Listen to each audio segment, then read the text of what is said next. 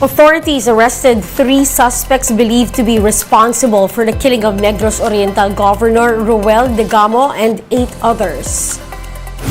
Government agencies and LGUs are preparing to dispatch free rides to accommodate commuters, with transport groups set to hold a nationwide strike beginning tomorrow. Additional police personnel will also be deployed to ensure peace and order during the week-long protest. And in the UAAP Women's Volleyball, UST puts an end to NU's 20-game winning streak after a heart-stopping 5-set thriller.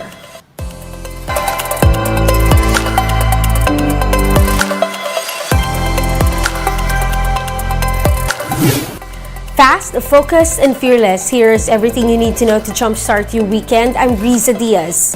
3 suspects in the killing of Negros Oriental Governor Roel Degamo and 8 others are now in police custody. The gunmen were nabbed yesterday afternoon in a hot pursuit. According to authorities, 2 of the 3 arrested gunmen were ex-army officers. Degamo was giving out cash assistance in his hometown in Pamplona on Saturday when 6 men wearing supposed army uniforms barged in and opened fire.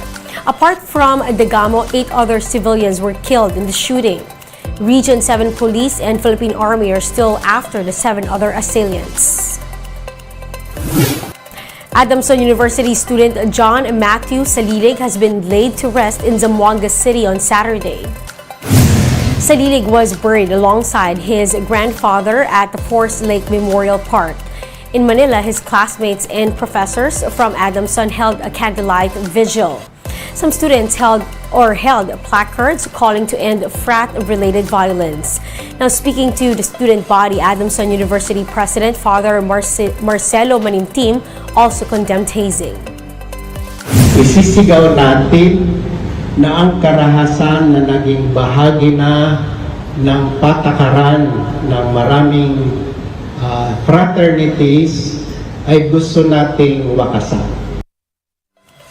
7 Tau Gamma Phi members allegedly involved in the death of Salilig is now under police custody. Authorities are now urging 2 more victims to come forward and give their testimonies. Otherwise, cases may also be filed against them in connection with the alleged hazing.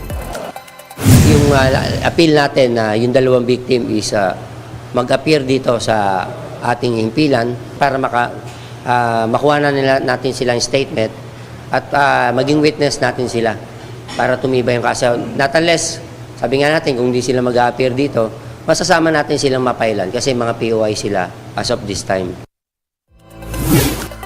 We'll be back with more stories after the break. Keep it here on One News.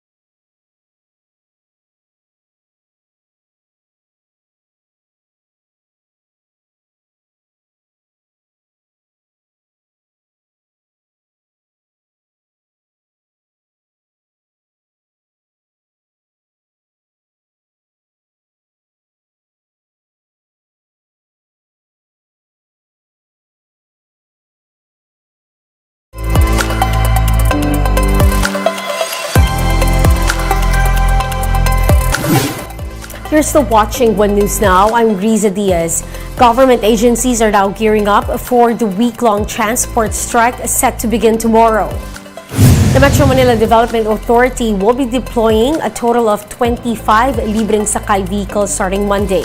The agency has yet to finalize the routes for the program. Meanwhile, the Transportation Department says that apart from free rides, they're also planning to extend train operations and possibly lift the odd and even scheme.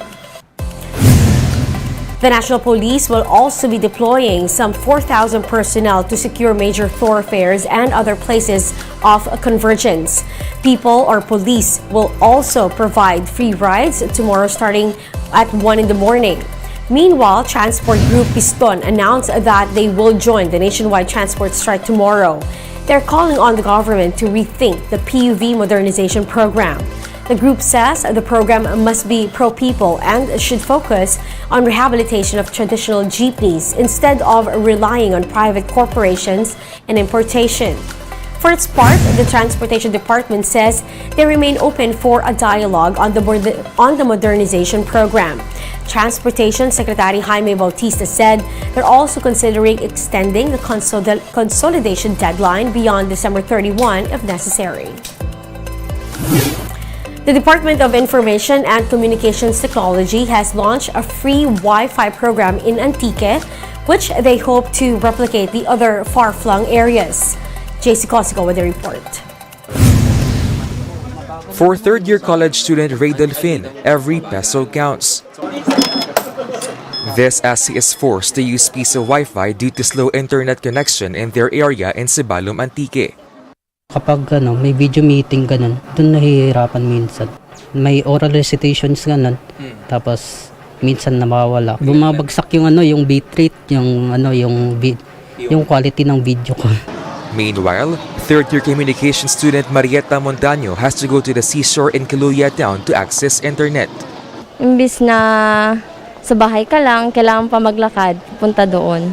Nagdadala na lang po kami ng mga pagkain namin para hindi na po kami uuwi. Kasi pag uuwi pa, tapos pagbabalik, baka ma-late kami sa klase namin. Teachers are also complaining about the slow internet connection in their campus.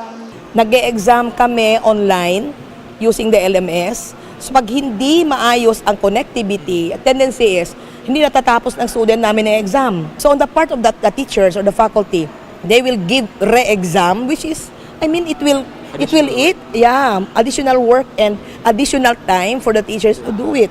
So instead of doing the work efficiently, nagiging less efficient ang teachers. The Information and Communication Technology Department said only around half of the country's population have internet access. To expand this, the agency launched its Broadband na Masa program in Antique. Under the initiative, 150 barangays, including 5 campuses of the University of Antique, will have free Wi-Fi access.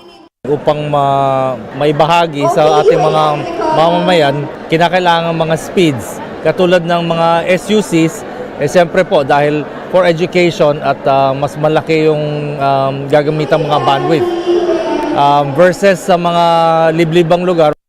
The DICT said it has partnered with different telecommunications service providers for the free Wi-Fi service. Senator Loren Legarda, author of the law that created the DICT, underscored the importance of internet connectivity. Alam natin na ang pagbibigay ng digitalization ng free Wi-Fi sa barangay ay makakadulot ng mas malawak na kaalaman sa edukasyon, may access din sa kalusugan para sa telemedicine, para din sa tulong sa mga maliliit na negosyo. But the free Wi-Fi access comes with a responsibility. Siyempre, huwag abusuhin po, no? Dahil kung masyadong maraming nakakonect at puro nagda-download ng mga movies, siyempre babagal yon, maapekto yung ibang gagamit diyan. Dapat to for learning, for transacting business.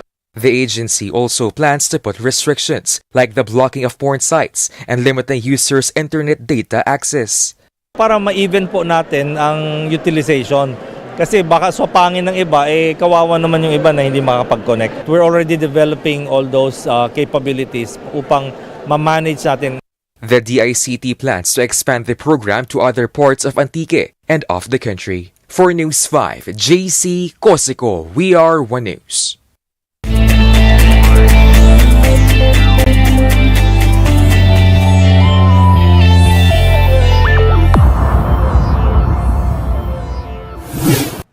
In the UAAP, Adamson University scored a crucial win over Far Eastern University in women's volleyball on Saturday. The Lady Falcons took the lead early in the first set, with the lady teams catching up by the second set. But Adamson's Kate Santiago pushed through in sets 3 and 4 rather, with 18 markers blowing FEU out of the water. Meanwhile, the UST Golden Tigresses took a monumental win against defending champions the NU Lady Bulldogs in a 5-set match. This is NU's first upset in 20 games. Both teams are now at a triple tie with Adamson with 2-1 slate. And those are the top stories of the hour. Join us later at 9 in the morning as we continue to monitor the day's biggest stories. You can also catch One News on Signal Play app. Register for a free account now at www.signalplay.com and stream One News live anytime, anywhere. I'm Riza Diaz. We are One News.